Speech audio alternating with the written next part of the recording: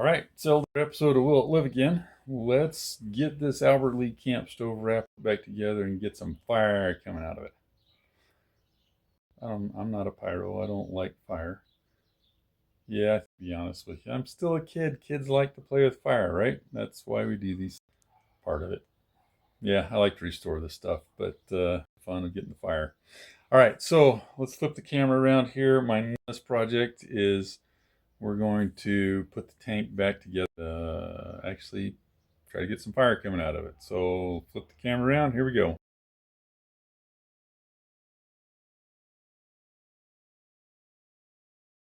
All right. This thing, as it came from the factory, was actually nickel plated, but it was a very light nickel plating, not super durable. So a lot of it's rubbed off here. I was going to go through the process of heating it, but I'm not ready to do that yet. So for the time being, I'm just going to take it over my buffing wheel. I'm going to as much as I can and see what that looks like. So I'm not going to show you the details of that, but I just on my grinder, we'll put some compound on it and polish on it and see what we come.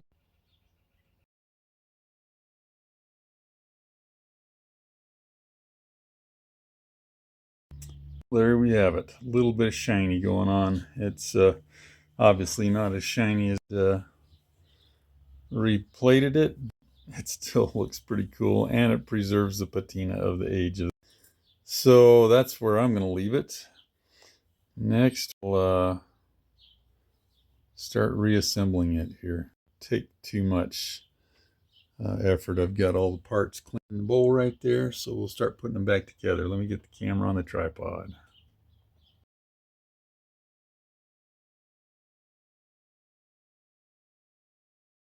Okay, cleaned everything up a little. Threads are clean. Went down in here and cleaned this up. I was thinking this, like, okay, I'm gonna have to find myself an O-ring to put around. Oh, wait a minute, no I don't.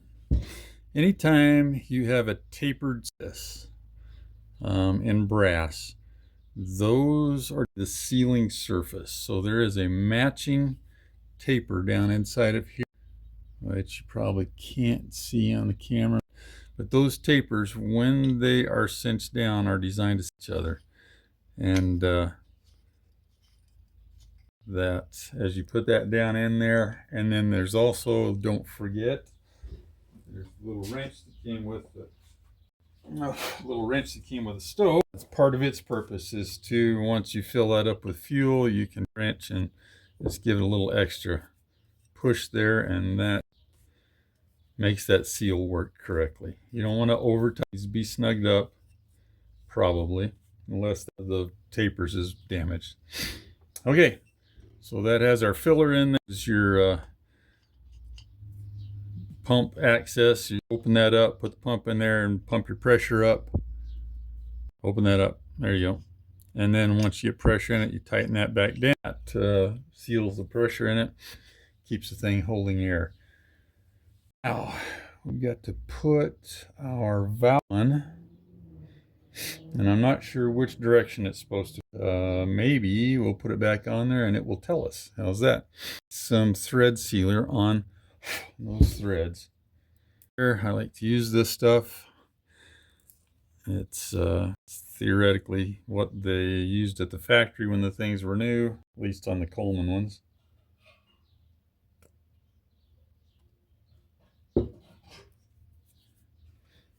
Right, anytime you're putting thread sealer on, just for that, you get a bead of it all the way around on the threads. Like, all right. Then let's get our valve body here. It's not the assembly yet because the rest still got to be put together, but let's get that started on there and just take it down until it snugs up and see where we're at. Expect it probably didn't make a whole lot of difference which way you do it. Okay, you don't want to use too much leverage on the thing. It looks like it's going to come to rest. So there's our filler cap, and we want it straight. exactly perpendicular to the center line of the tank. I'm kind of anal that way, but that's the way it looks the best.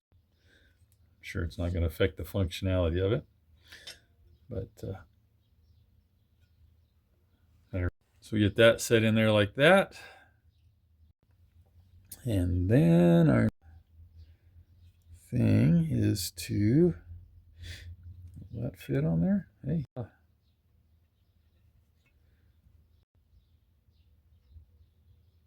I can't remember how all this went together. I'm thinking, yep, I need to get this end off. That's going to let me get the spring, which isn't really a spring, it's just a diffuser for the fuel. We get it to drop down in there. Yeah, and it isn't going to want to. It's pretty tight fit, so we'll have to thread it in there. Excuse me.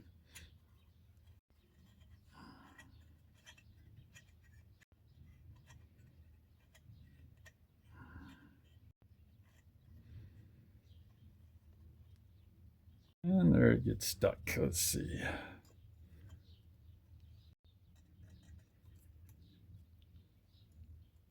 Be gentle because I don't want to take this thing, but I do want it to go all the way in there.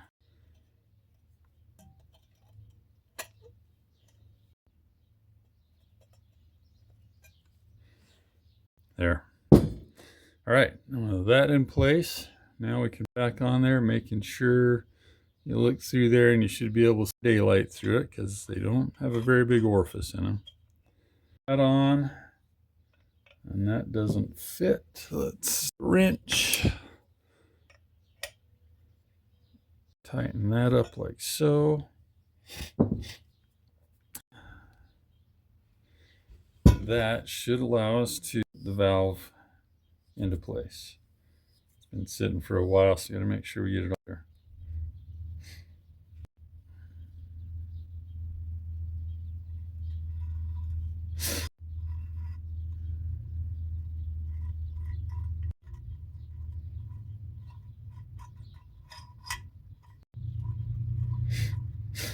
There we go. Get it in there and get it to the threads.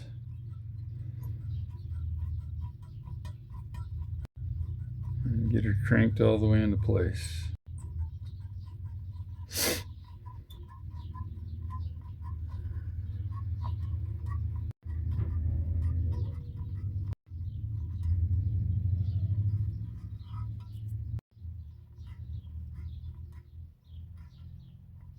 You should be able to feel it bottom out there when it's all the way in. Right there. Okay. And like that, then I want to down because this has that graphite seal in it that we want to be able to tighten compresses around the shaft on it. So I'm going to tighten it. I like to snug them down until it gets too hard to move the valve.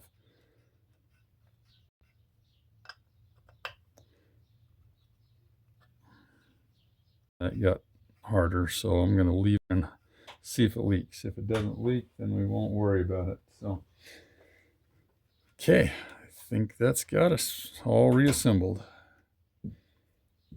So our next step is to set the stove, see if we can, let's go over there.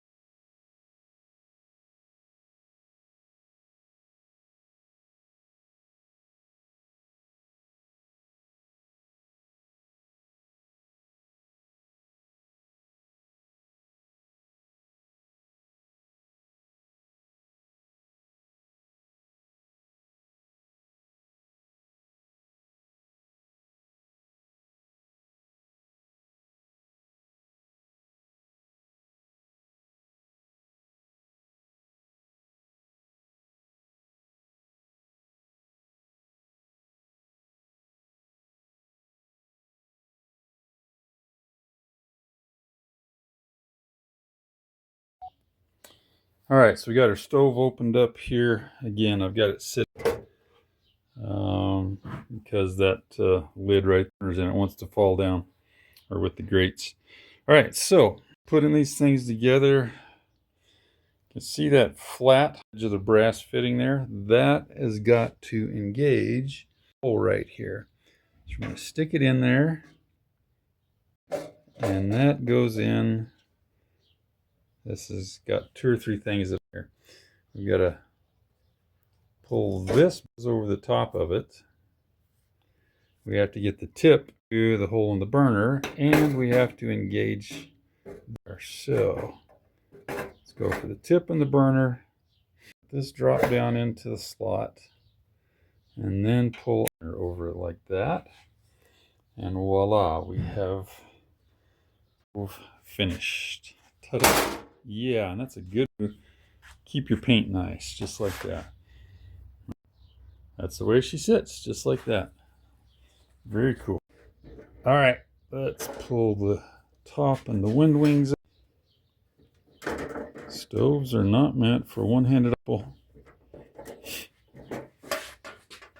Top wind wings out. There we go. Our stove.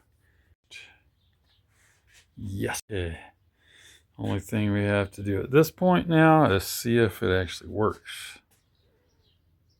That looks really cool, doesn't it? Okay. Well, I am going to get some fuel in it and fire and come back and show you whether I failed or not. All right.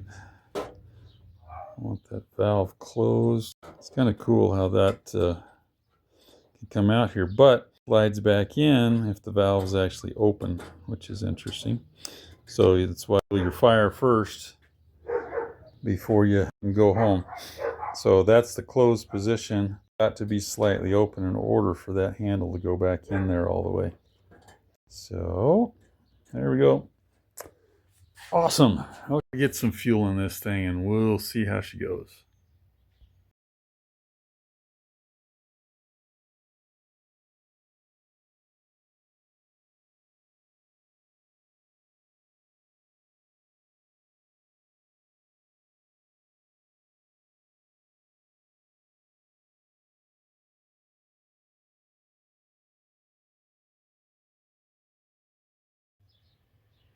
Alrighty then. I forgot about the pump. So let's see if we can. It's not building pressure right now. So that means the leather pump cup inside's worn out, and I open it up and so a couple things here. This has been broken on or something. It may not even be the original fitting there. It does fit and it does work, and I don't think I want to unsolder that. So I think what I'm going to do is clean that solder method, probably with a file, and get it to looking better. I'm going to do, you can see that dent in the side of the pump tube there. Sorry, we're not focused. All right. Anyway, I'm going to dent out of there so that we've got a smoother shot for the pump. So I'll get that apart. I'll show you what I'm going to do here on the dent. We'll file away on that a little bit and see if we can get it cleaned up.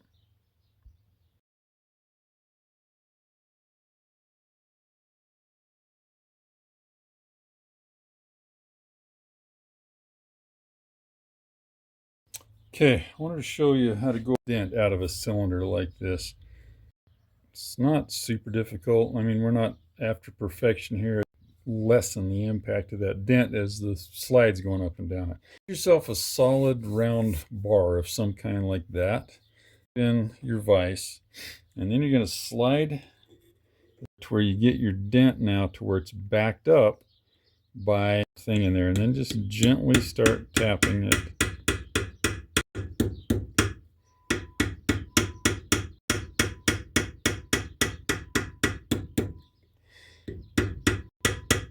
And you want to realize that that dent, the damage, quite a bit beyond what you normally notice as part of the dent. And I'm going to want to be clear back in here, working it around.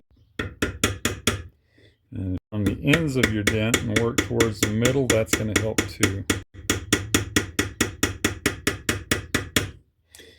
And there I'm going to pull dent with the hammer. Now I'm going to move the hammer to the side of the dent.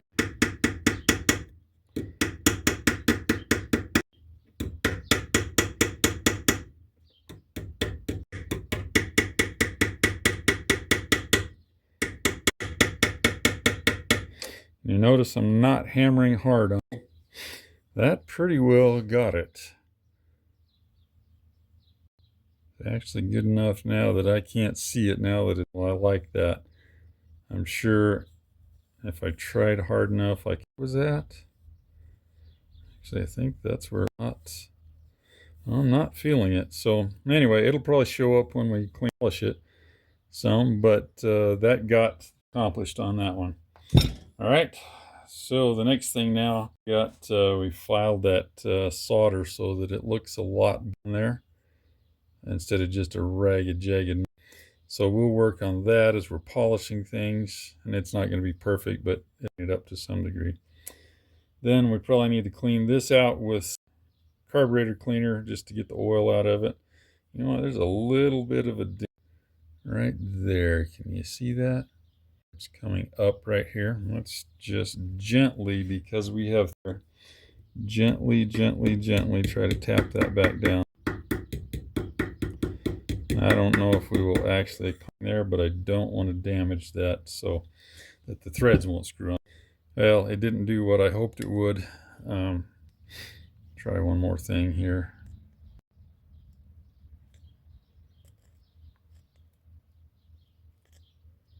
There, that did it.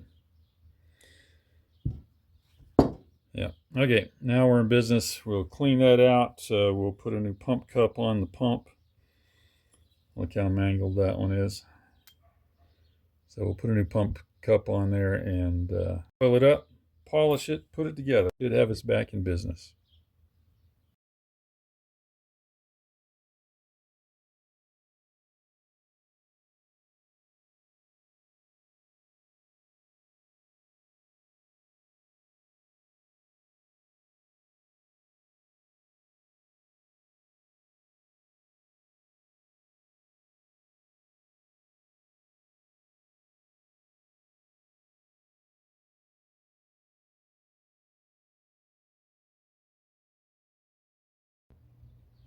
All right, I get a little carried away with things around here. So we cleaned that up, polished it up on the polishing wheel with some buffing compound, and especially like how we improved this by filing it down to a decent shape and then using some of my buffing wheels to make that look better.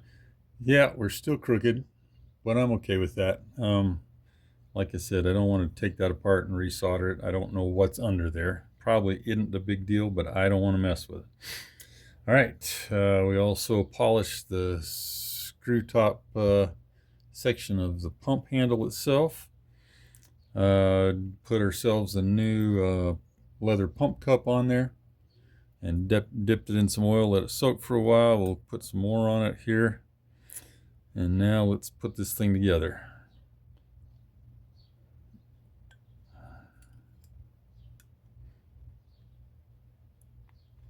There we go.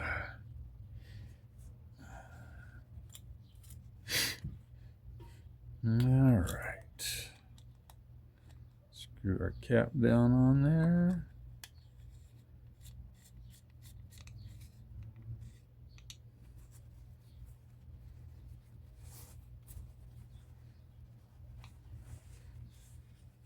All right. And now we've got ourselves a nicely refurbished pump. There you go. Can you hear it? Sound effects. It's working. All right. So, in between there, my battery died on my camera. And while I was waiting for that to get a little charge in it, I filled up my nicely polished new tank with some fuel. Actually, didn't fill it up. Probably Made about, oh, that much fuel in it, something like that. And so now we're gonna unscrew the pump part there, and then we're gonna screw the pump into that carefully because of the angles involved. I want to make sure that screws in straight so it doesn't cross thread. Let's see, and now we'll put that down there, and I'm gonna put, yeah, let's see if we can get a little better camera angle here for you. There we go. So we'll put, I don't know, 20 or so strokes in there.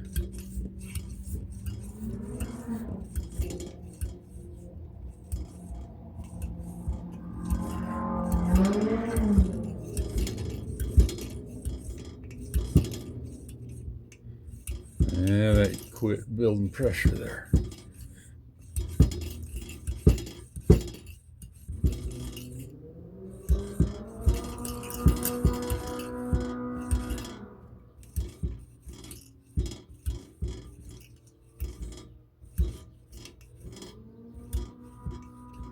Kind of funny when you get these leather cups in there, if they don't want to naturally stay spread out, they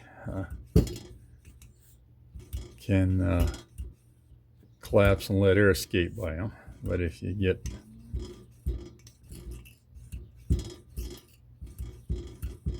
them to catch right, you know what?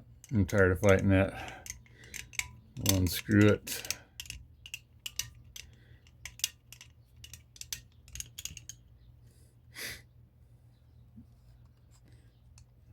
Yikes. There we go. Too many things to work with here. All right. Unscrew that. See, it's collapsed to where it's pretty much the shape of the cylinder. That way it's not working. So I'm going to take that and, boy, fold it out like this. Put some pressure on it there. Let that kind of settle into that shape just a little bit, and then we'll put it back in. All right, that'll help a little bit. I don't know if it'll be a long-term fix or not, but there we go.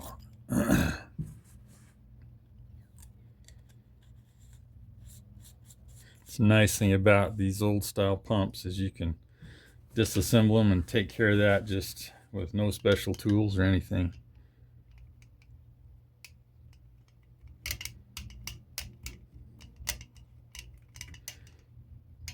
All right, put some more pumps in it. There we go.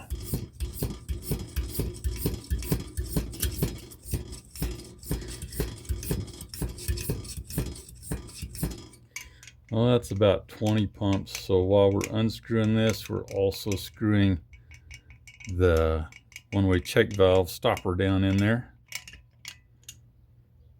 Set the pump aside. Make sure we're snug there. And we should be ready to make some fire. All right, let's take it over to the stove.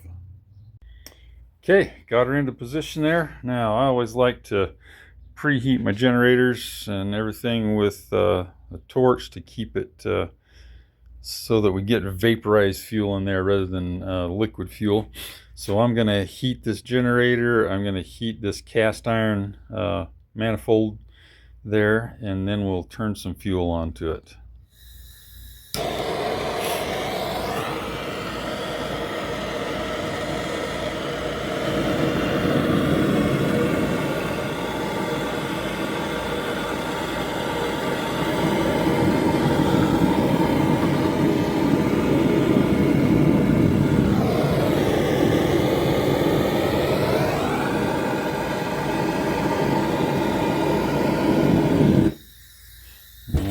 Seems like my torch doesn't like being upside down. There we go. Get that generator nice and hot again.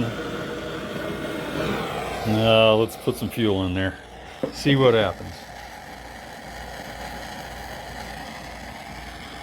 No, with the torch on, I can't hear it.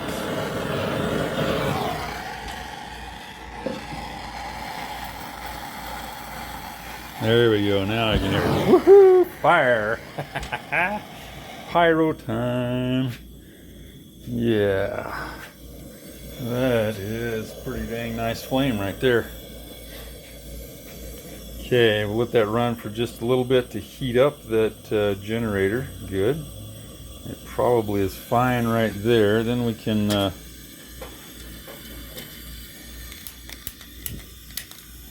get some gas coming down to the small end, or to the secondary end.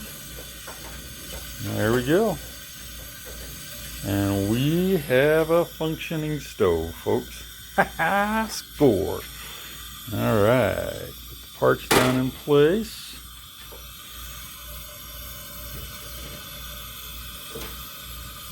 Put the lid up with the wings in place. And there we go. How do you like that? Albert Lee Foundry Tourist Camp Stove. Right there, folks. This thing, I think we decided, was made in the 1920s. I don't remember exactly what we came up with on that, but it's working. That is something I could take with me on a camping trip or any number of things, and that's putting out some serious heat there, so we could really cook a meal on that thing. Well, I hope you have enjoyed this restoration. I have had fun with it. It's fun to get a neat looking old stove like that and get it fixed back up where it was a rust bucket before. My brother literally found this thing in the dump and asked me if I wanted to have it, and I'm like, well, of course. And now we got something that we can be proud of. It can go into our collection and use it if we want to, or just sit back and stare at it and admire the beauty of the old technology and the workmanship, the craftsmanship that went into this. Pretty amazing. It's actually got some really cool detail on the wings here. The way the case itself is made with this heavy steel rod rolled into the edge of it all around there keeps that whole case a lot stiffer and makes it work more safely and stay in a better condition so it lasts longer. Well, anyway, there you go. Wrapping it up here. Another video from the Will It Live Again YouTube channel, and incidentally, it's part of Crazy Dad's Garage. That's where we work on all kinds of fun stuff here. Well, anyway, there you go. Early, let's say 1920s, Albert Lee Foundry's Tourist Camp Stove, all restored and running again. Hope you guys will like and subscribe and come be part of my channel for a long time. Have fun, take care, we'll see ya.